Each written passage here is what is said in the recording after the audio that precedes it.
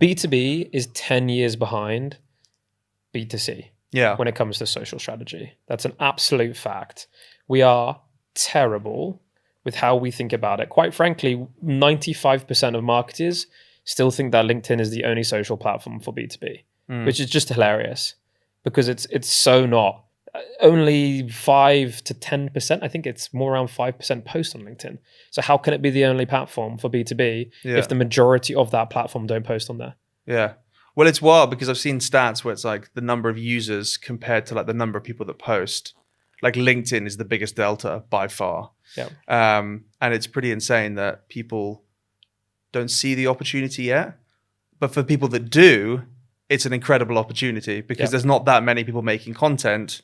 No, you can stand so you out. Can cut through very easily. You can stand out. But it's also then like, you know, when we think about social media, you know, there's two types of people or two types of businesses, right? There's someone who's like, okay, yeah, we already have a brand. How can we grow it? How can we finesse it? How can we action the traction that we're getting and activate that traction?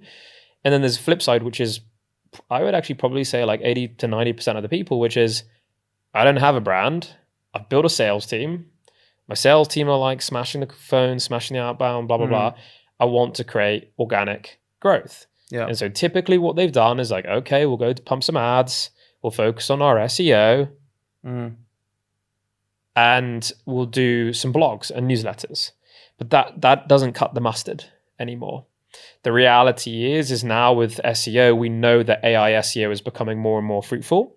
And we know that these AI models, 70% of their references come from Reddit. So how do we get into more Reddit streams? How do we monitor for the right Reddit streams? And how can we comment on those? Social listening needs to tell you that. Yeah.